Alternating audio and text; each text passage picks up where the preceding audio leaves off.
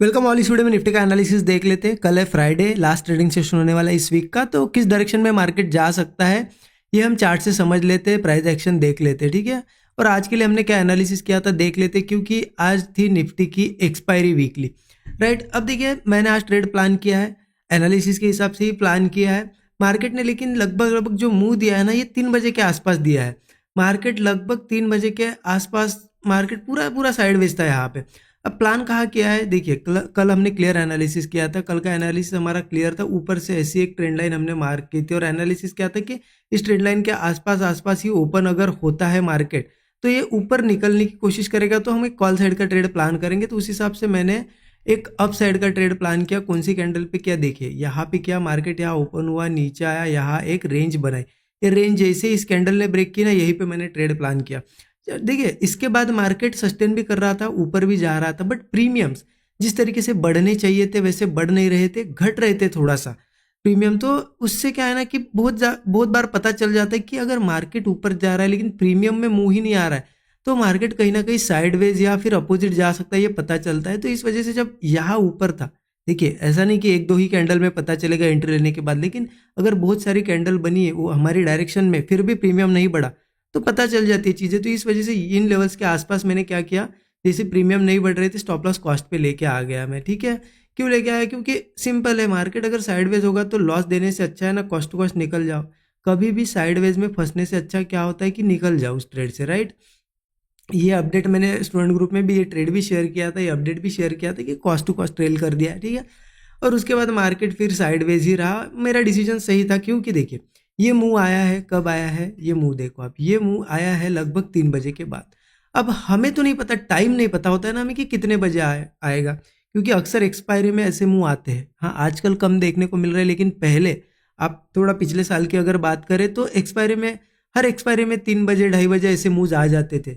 लेकिन उसके लिए हम वेट नहीं कर सकते इतना देर, ये क्योंकि अगर मार्केट में ऐसा मूव नहीं आता है और साइडवेज हो जाता है मार्केट, तो बहुत बड़ा लॉस भी लेना पड़ता है, राइट। इस वजह से ये हमारा यहाँ पे आज का एग्जिट हो गया। मैं फिर यहाँ पार्टिसिपेट नहीं कर पाया, क्योंकि मैंने इन लेवल्स के आसपास ही एग्जिट करके क्लोज कर दिया था सिस्टम। जिन्होंने ये ट्रेड वगैरह लिया होगा तो मुझे कमेंट में ज़रूर बताइएगा। अब इम्पॉर्टेंट है कि कल क्या करना है, उसके लिए चलते हैं हम डेली चार्ट पे, थोड़ा देख लेते हैं डेली चार्ट पे एग्जैक्टली चीज़ें क्या चल रही है। अगर डेली टाइम फ्रेम देखें ना, तो मार्केट ने सिंपल सा क्या किया है, यहाँ पे पहले ये रेंज थी मार्केट की, अब इस रेंज को थोड़ा बढ़ा दिया है मार्केट ने, अब थोड़ा ऊपर शिफ्ट कर लिया है, तो ये रेंज ऐसी बन गई है। अब अगर देखा जाए ना, मार्क करे तो ऐसी बन गई है। पहले ऐसी हॉरिजॉन्टल थी, अब थोड़ा सा अप साइड की तरफ मूव हुई है।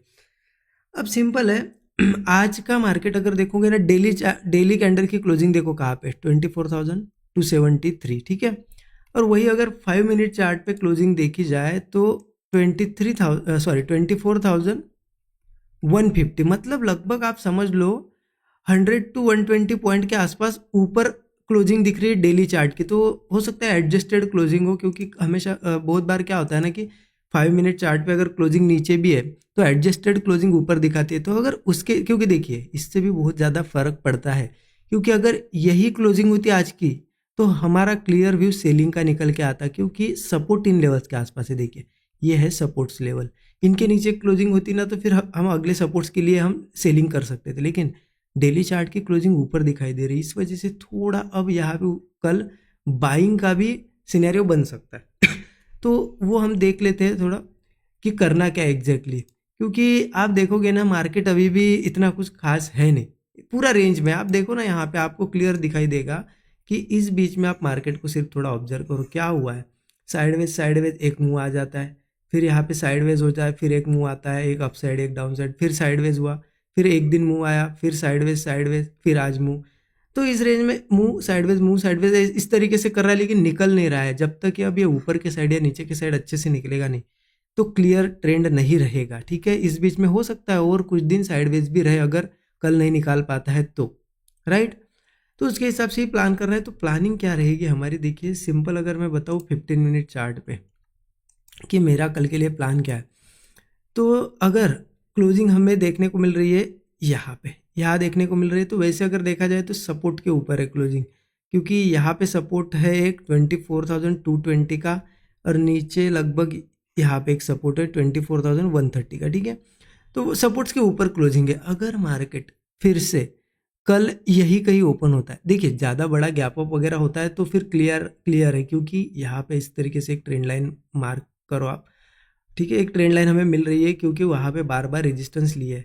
तो मुझे लगता है कि इतनी ज़्यादा वीकनेस के बावजूद मार्केट कल अगर बहुत बड़ा गैप अप वगैरह, बहुत बड़ा मतलब समझ लो कि ये 220 के ऊपर इन लेवल्स के आसपास बीच में कहीं होता है, तो कहीं ना कहीं स्ट्रेंथ है मार्केट में।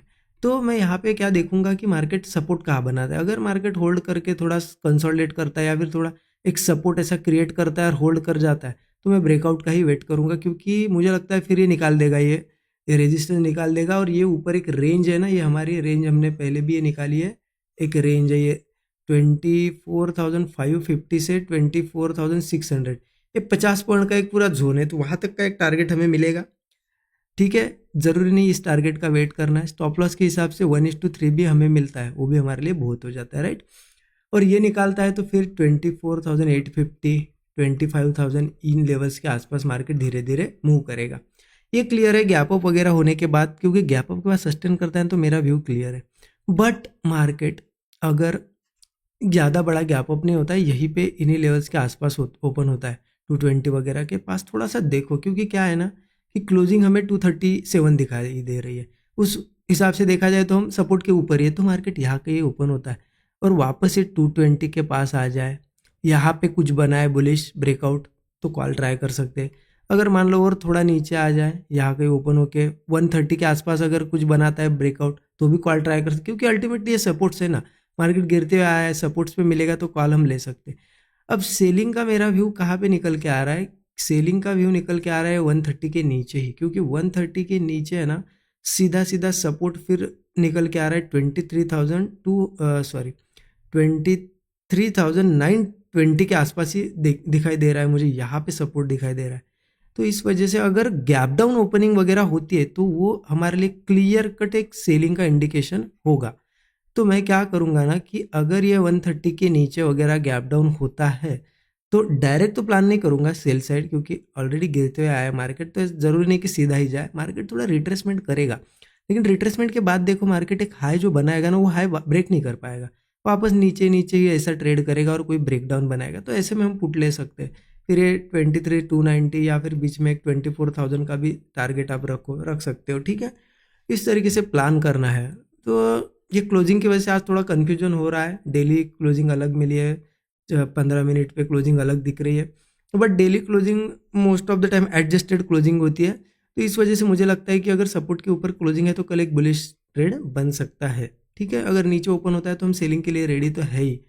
तो इस तरीके से प्लान करना है कल का दिन। अभी रेंज में फंसे हैं, फिर से यहाँ ओपन होगा, एक आध ट्रेड बनेगा तो ठीक, लेकिन वो ट्रेड नहीं चलता है, वापस आज जैसा ही वो साइडवेज में फंसता है तो मैं थोड़ा रुकूंगा, वेट करूंगा, मंडे से देखूंगा, क्योंकि कोई फ़ायदा नहीं है ना इसी रेंज में ट्रेड करके अगर मार्केट किसी डायरेक्शन में नहीं निकलेगा तो इस तरीके से प्लान करना। आई होप अच्छा लगा होगा वीडियो आपको, ज़रूर लाइक कर दीजिए, अच्छा लगा तो thank you so much everyone.